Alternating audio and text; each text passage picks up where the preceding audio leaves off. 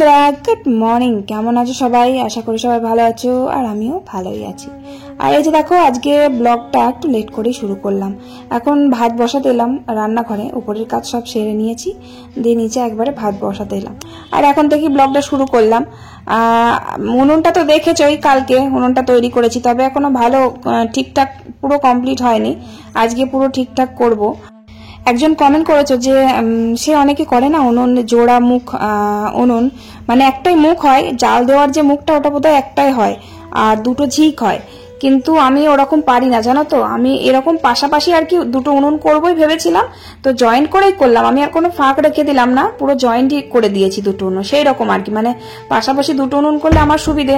একটা উনুনে ধরো ভাত বসিয়ে দিলাম, আর একটা উনুন তরকারি হলো, তরকারিটা ফটাফট রান্না করলাম। আমার এমনিতে দেরি হয়ে যায় রান্না করতে, তাই জন্য দুটো উনুন করা আর কি। তো ওই যে যেভাবে বলছো, আমি ওটা কিন্তু সবার বাড়িতে দেখেছি প্রায়, যে দুটো ঝিক থাকে আর উনুন জাল দেওয়ার মুখ কিন্তু একটাই থাকে। কিন্তু ওটা আমি বানাতে পারি না, জানো তো। এরকমই বানাতে পারি, তাই এভাবেই বানিয়েছি। তো যাই হোক, তো ওই উনুনটা ঠিকঠাক করবো, আর আজকে এই উনুনটা ভেঙে দেবো ভাবছি। তো দুদিন গ্যাসে রান্না করতে হবে, তার কারণ ভেজে মাটিতে এখন যদি উনুন বসানো হয় না, তাহলে মাটি বসে যাবে, হাঁড়ি একদম ভিতরে ঢুকে যাবে, আর মাটি তো নরম আছে। আর এখন যদি উনুনটা জেলে শুকোতে যায়, তাহলে পুরো উনুনের মাটি ফেটে যাবে। তাই জন্য দুটো দিন ওয়েট করে, মানে গ্যাসে রান্না করবো দুটো দিন ভাবছি, দিয়ে উনুনটা শুকিয়ে যাবে, তারপরে ওখানেই রান্না করব। আর খুব অসুবিধা হচ্ছে, মানে প্রথম যে উনুনটা বানিয়েছি ফার্স্টেরটা, ওটা ঠিক আছে। এবার পাশেরটা, এই যে উনুনটা আছে না, এর পিছনেই তো হয়েছে। এবার পুরো ফিনিশিংটা দিতে পারছি না, মুখটার সামনে মাটি দিতে হবে। এই উনুনটা না ভাঙলে না, পুরো রান্নাঘরের মানে মাটিটা ঠিকঠাক করে দিতে পারছি না উনুনে। তাই জন্য ভাবছি রান্না হয়ে গেলে আজকে উনুনটা ভাঙবো, ভেঙে তারপরে দুটো উনুন ঠিক করবো, একদম পুরো কমপ্লিট করে ফেলবো আজকে, দিয়ে রান্নাঘরটা একটু পরিষ্কার করে ফেলবো। আর আমার বর বলছে যে এই উনুনটা ভেঙে ফেললে আমি উপর দিয়ে সিমেন্ট বালি দিয়ে ঢালাইয়ের মতন করে দেবে আর কি, স্নান করে দেবে, তো ভালোই হবে। তো দেখি তাড়াতাড়ি রান্নাটা সেরে নিই, দিয়ে রান্নাঘরটা পরিষ্কার করবো, মন্দিরও কমপ্লিট করব। তো আমার বর মাটি বলেছে, শেষ হয়ে গেছে মাটি, এক বস্তা মাটি মাঠ থেকে এনেছিল। তো সেই মাটি কিন্তু উনুন বানিয়ে ফেলেছি। এবার উনুন করতে কত মাটি লাগে, তো আমার বরকে বললাম দোকান বন্ধ করে তুমি এক বস্তা মাটি মাঠ থেকে এনে দিও, পুকুর থেকে। আমাদের যে পুকুরটা আছে, পুকুরের মাটি একটু নরম হয়, তো ওইখান থেকে মাটি আনলে আর বেশ আঠা আঠা মাটিটা খুব ভালো হয় উনুনটা। তো বললো দোকান বন্ধ হয়ে গেলে তখন যাবো, মাঠ থেকে এনে দেবো। মাঠে তো এমনিতেও যাই। তো এবার ও এসে বাড়িতে মাটিটা নিয়ে আসবে, ও মেখে দেবে, আমি বসে বসে উনুনটা ঠিকঠাক করে নেব। তো যাই হোক, ভাতটা রান্না করে নিলাম। আর আজকে বেগুন ভাজা করবো। দেখো, বেগুন ভাজাটা আজকে আমি আর একটু কালো জিরে দিয়েছি, আর হলুদ দিয়েছি, আর একটু কাশ্মীরি লঙ্কা দিয়েছি, যদি একটু ঝাল ঝাল হয়। ভাত হয়ে গেছে, ভাত নামিয়ে দিয়েছি। আর একটু ডাঁটা নিয়ে এসেছে জেঠু, আবার অনেকগুলো ডাঁটা এনেছে। তো এবার ডাঁটাটা, এগুলো হচ্ছে চালানি ডাঁটা, সে কি ডাঁটা বলে, এগুলো কি বাজে খেতে হয়, একটু মিষ্টি মিষ্টি ভাব, খুব একটা ভালো হয় না খেতে। সজনে ডাঁটা সব থেকে বেশি ভালো লাগে। সজনে ডাঁটা এখন তো হয় না, শীতকালে পাওয়া যায়। এমনি এইসব ডাঁটাগুলো 12 মাসে পাওয়া যায়, সব সময় ভালো হয় না খুব একটা খেতে। তো অনেকগুলোই পাঠিয়েছিল, আমি মাকে বললাম দুটো রেখে দিই, এতগুলো লাগবে না। মা বললো সব দিয়ে দাও, ডাঁটা খেতে ভালোবাসে, খেয়ে নেবে। তো এবার সজনে ডাঁটাটা খেতে ভালো লাগে, তাই সবাই খেয়ে নেয়। এবার এই ডাঁটাগুলো খাবে কি জানি না আমি, তো সবই দিয়ে দিলাম। মা যখন বললো দিয়ে দিলাম। আর ডাঁটাগুলো খুব একটা মানে ভালো না, কেমন যেন শোলা শোলা ভাব, শুকিয়ে গেছে মনে হচ্ছে। তাই যদি কালকে আবার না ভালো লাগে, তাই সব দিয়ে দিলাম। ডাঁটা দিয়ে, আলু দিয়ে আর বেগুন দিয়ে একটা তরকারি করব। আজকেও আবার সেই ছোট ছোট চুনো মাছ এনেছে, জানো তো। কালকে ছোট ছোট চুনো মাছ এনেছিল, আবার আজকে চুনো মাছই এনেছে। তো কালকের মাছগুলো আলাদা ছিল, আজকের মাছগুলো আলাদা। আজকে আবার সব মোরলা আছে আর পুঁটি মাছ আছে, মোরলা আর পুঁটি মাছ আছে। আজকের মাছগুলো কালকের থেকেও ভালো। তো যাই হোক, এই যে বেগুন ভাজা করতে গিয়ে দেখো বেগুনগুলো সব ভেঙে যাচ্ছে, একদম গলে যাচ্ছে। বেগুন ভাজাটা আমার বড় ছেলের জন্যই করলাম। আমরা বেগুন ভাতে দিয়েছিলাম একটা জলখাবারে খাওয়ার জন্য। বেগুন ভাতেটা আমার বেশি ভালো লাগে পটল ভাতে, তারপরে কি বলবো, ডাল সিদ্ধ থেকে আমার বেগুন ভাতেটা বেশি ভালো লাগে। আমরা তো রোজই ডাল ভাতে দিই, ডাল সিদ্ধ দিয়ে খাই, আমার শাশুড়ি মা খায়, আমার গুবলু, তারপরে আমার শ্বশুর মশাই ডাল সিদ্ধ দিয়ে ভাত খায়। কিন্তু আমার ওই ডালটা একদম ভালো লাগে না খেতে, ঘরের ডালটা। কেনা ডালটা বেশ কি সুন্দর মোলায়েম হয়, খেতে খুব টেস্টি লাগে। কিন্তু ঘরের ডালটা খোসা ওঠে না বলে কালো কালো হয়, খেতে ভালো লাগে না, কেমন খসখসে লাগে, ভালো লাগে না খেতে। তাই জন্য আমি ডাল ভাতেরটাই খাই না, ডাল ভাতেও খাই না, ডালও খাই না, একদম ভালো লাগে না। যাই হোক, তো বেগুন ভাজা করলাম ওই বড় ছেলের জন্য, দিয়ে ওকে জলখাবারে দুটো ভাত দিয়ে দিলাম। আর এই যে ডাঁটা দিয়ে আলু দিয়ে তরকারি করব আলাদা, একটু বেগুনও দেবো।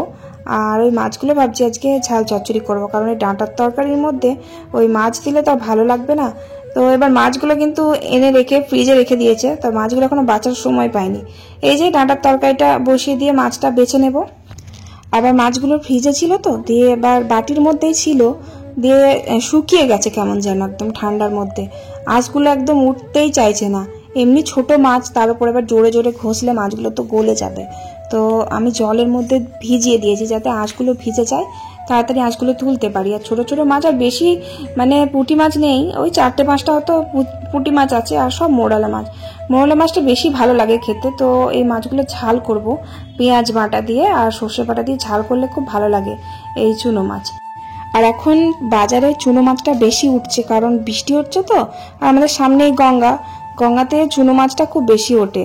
এই সকালের দিকটা সবাই মানে জেলেরা তো যায়, সকালবেলা চুনো মাছটা খুব বেশি ওঠে। আর গঙ্গার চুনো মাছ খেতে কিন্তু খুব টেস্টি হয়, এসব গঙ্গার টাটকা টাটকা চুনো মাছ। আর 5 মিশালেই আছে, ওর মধ্যে 2-4টে দেখলাম ওই ডার্কে মাছ না কি বলে, ডার্কে, তারপরে ট্যাংরা মাছও আছে।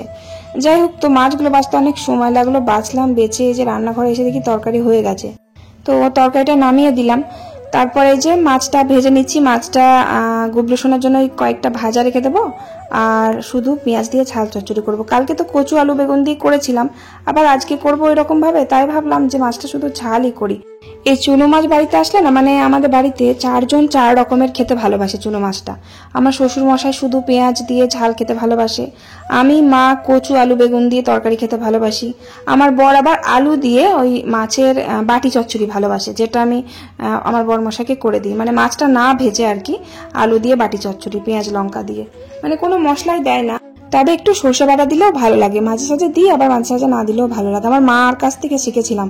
আমার মা এরকম ছোট ছোট একটু মোরালা মাছ, মানে অন্য কোনো মাছ না, শুধু মোরালা মাছ, অন্য কোনো মাছ থাকলে কাঁটা লাগবে তো, যেমন চাঁদা মাছে ভীষণ কাঁটা থাকে, ওই মাছের বাটি চচ্চড়ি করলে আবার একটু কাঁটা লাগবে। তো মোরালা মাছ তো অতটা কাঁটা নেই, মোরালা মাছটা ওরা বাটি চচ্চড়ি করলে খুব ভালো লাগে। পুরো তেল, তারপর কাঁচা লঙ্কা, তারপর হলুদ নুন দিয়ে কাঁচা মাছগুলো একবারে দিয়ে বাটিতে বসিয়ে দিত, দিয়ে এবার আস্তে আস্তে আস্তে আস্তে আঁচে রান্না করতো। তো আস্তে আস্তে আঁচের মধ্যে ফুটে ফুটে একদম এত সুন্দর শুকনো শুকনো তেল তেল ভাব হয়ে যেত না, ওটা এত টেস্টি হতো খেতে। কিন্তু আমি ওইভাবে করি না, আমি পুরো কড়াই একদম তেলের মধ্যে ভেজে নিই, একদম সেদ্ধ করে ভাজা ভাজা করে নরম নরম করে দিই। আমার বর যে কি ভালোবাসে ওটা খেতে, ওটা পেলে আর কিছু চায় না। তো ক রকমের করবো আজকে, আবার উনুনটা ঠিক করতে হবে, তাই শুধু পেঁয়াজ লঙ্কা দিয়ে ঝাল চচ্চড়ি করে দিলাম, ব্যাস রান্না আমার এখানেই শেষ। তো রান্না কিন্তু খুব তাড়াতাড়ি হয়ে গেছে। আমার বর মাঠে, ওই যে বললাম না, মাটি আনতে গেছিল দোকান বন্ধ করে, তো বাড়ি আসতে আসতে আমার রান্না কমপ্লিট হয়ে গেছে। আমি যখন কড়াইটা মাজছি তখনই বাড়ি এলো, তো আমি বললাম তুমি মাটিটা মাখো, আমি যাচ্ছি। তো কড়াইটা মেজে ধুয়ে আমি এই যে আগে উনুনটা ভেঙে নিলাম, উনুনটা না ভাঙলে না পাশের উনুনটা ঠিক করতে পারছি না, খুব অসুবিধা হচ্ছে।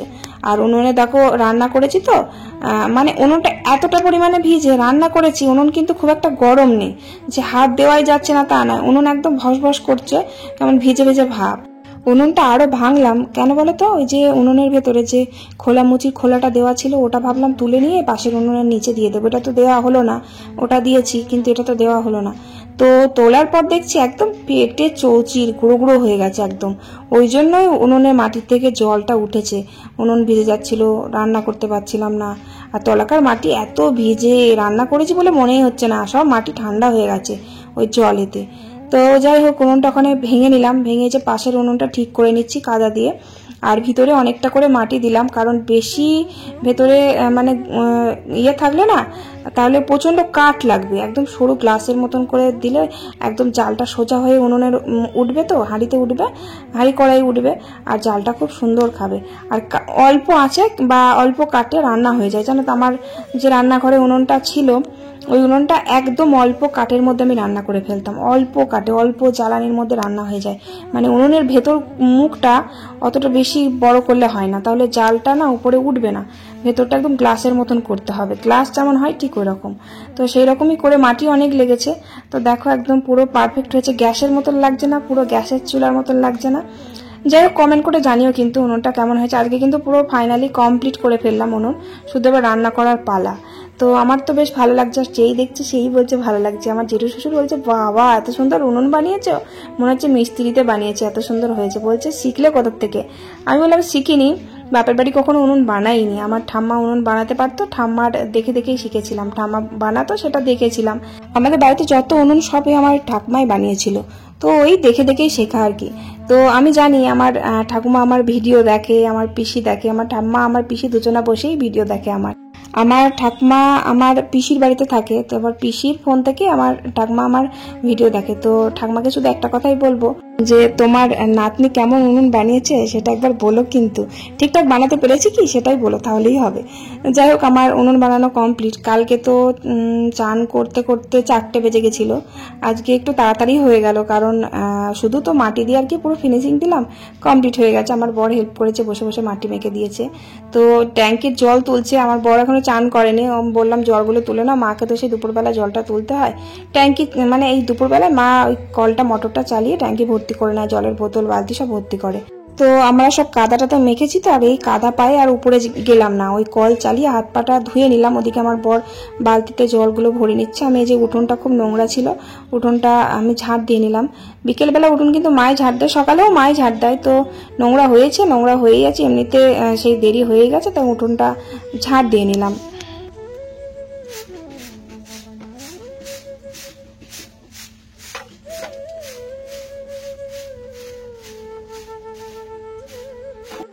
ব্যাস আমার কাজ কমপ্লিট। রান্নাঘরে পরিষ্কার, দেখো উনুনটা ভেঙে দিয়ে কি সুন্দর লাগছে না, জায়গাটা কতটা বড় লাগছে, আর রান্নাঘরটাও দেখতে কত সুন্দর লাগছে। আর উনুনটা কেমন হয়েছে কমেন্ট করে জানিও, কিন্তু একদম পুরো কমপ্লিট হয়ে গেছে। ব্যাস তারপর চান করলাম, চান করে খেতে বসে তখন কটা বাজে, তখন 4টে বাজেনি, কালকে তো 4:30 বেজে গেছিলো। আর এই যে দেখো কালকেকার টক ছিল ফ্রিজে, আবার কালকের যে সে ঘেটকুল পাতা বাটা সেটাও অনেকটা ছিল, ওটা নিয়ে আসলাম, দিয়ে যে গরম করলাম, গরম করে ওই দিয়ে খেয়ে নিলাম। আর মাছের ঝাল চচ্চড়ি করেছি, তারপর ডালও করেছি, আর কি করেছি ডাঁটার তরকারি। তো মোটামুটি অনেকগুলোই তরকারি আছে, কালকের তরকারি ছিল। তো এই যে খেয়ে নিচ্ছি দুজন একসাথে। পাখিগুলো তো বেশ খেলা করছে কেন, বাহ সারি সারি কি সুন্দর পাখিগুলো বসেছে, দেখো পালিয়ে গেল, একটাই আছে শুধু। গাছগুলো কেমন মরা মরা হয়ে গেছে আজকে, এত রোদের জোর ছিল, বাবা রে। দেখি জল দিই, বালতিটা নিয়ে আসলাম না, জল দেবো কিসে, বোতলটাও দেখতে পাচ্ছি না, যা বাবা। বালতিগুলো সব ছাদে থাকে, তো এবার আমি জামা কাপড় কেচে নিচে কখন নিয়ে গেছি মনে ছিল না, তো বোতলে করে জল দিই, এবার বোতলে অতগুলো জল গাছে জল দিতে খুব অসুবিধা হয়, তাই এই বালতিটা নিয়ে আসলাম। আর এটা কি বলতো, এটা হচ্ছে খোল পচা, খোল পচা গাছে গোড়ায় দিলে গাছ ভালো হয়, ভালো হয়, তাই জন্য খোল পচাতে দিয়েছিলাম অনেকদিন আগে। তো একটু পচে গেছে, আর যা দুর্গন্ধ বেরোচ্ছে কি বলবো বাবারে। তো জলের সাথে মিশিয়ে দিতে বলেছে আমার বর, তাই জল দিয়ে আর কি একটু মিশিয়ে নিচ্ছি, দিয়ে সব গাছগুলোতে দিয়ে দেবো।